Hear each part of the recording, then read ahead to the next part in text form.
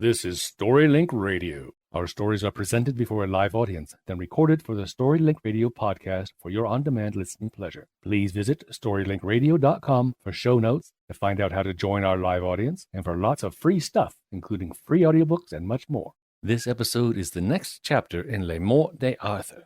Please remember to visit www.storylinkradio.com.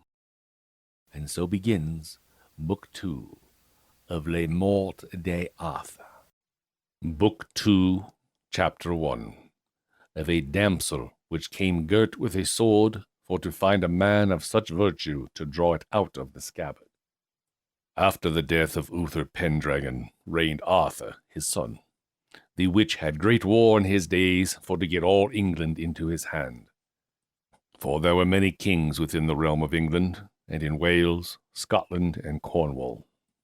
So it befell on a time when King Arthur was at London, there came a knight, and told the king tidings how that the King Rience of North Wales had reared a great number of people, and were entered into the land, and burnt and slew the king's true liege people. If this be true, said Arthur, it were great shame unto mine estate, but that he were mightily withstood. It is truth, said the knight, for I saw the host myself. Well, said the king, let make a cry that all the lords, knights, and gentlemen of arms should draw unto a castle called Camelot in those days, and there the king would let make a council general and great jousts. So when the king was come thither with all his baronage, and lodged as they seemed best, there was come a damsel, the which was sent on message from the great Lady Lyle of Avelion. And when she came before King Arthur, she told from whom she came, and how she was sent on message unto him for these causes. Then she let her mantle fall that was richly furred. And then was she girt with a noble sword, whereof the king had marvel, and said, Damsel, for what cause are ye girt with that sword? It beseemeth you not. Now shall I tell you, said the damsel. This sword that I am girt withal doth me great sorrow and cumbrance, for I may not be delivered of this sword but by a knight, but he must be a passing good man of his hands and of his deeds, and without villainy or treachery, and without treason. And if I may find such a knight that hath all these virtues, he may draw out this sword out of the sheath. For I have been at King Rience's, it was told me there were passing good knights, and he and all his knights have essayed it, but none can speed. Well, this is a great marvel, said King Arthur.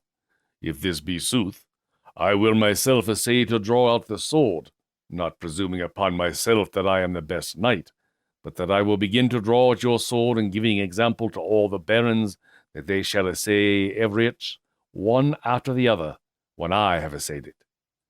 Then Arthur took the sword by the sheath, and by the girdle, and he pulled at it eagerly, but the sword would not out.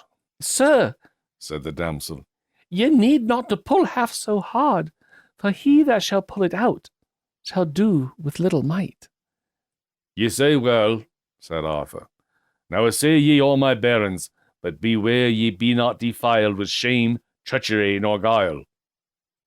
Then it will not avail, said the damsel, for he must be a clean knight without villainy, and of a gentle strain of father side and mother side.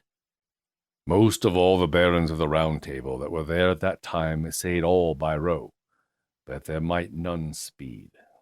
Wherefore the damsel made great sorrow out of measure, and said, Alas, I weened in this court had been the best knights without treachery or treason. By my faith, said Arthur, here are good knights, as I deem, as any be in the world. But their grace is not to help you, wherefore I am displeased. Check back soon for the next chapter of MORTE D'ARTHUR. Thank you for listening to StoryLink Radio. If you like what you've just heard, we hope you will subscribe to our podcast and pass along our web address, www.storylinkradio.com. Be sure to visit our website for show notes, to find out how to join our live audience, and for lots of free stuff, including free audiobooks and much more. Join us next time for another story from StoryLink Radio.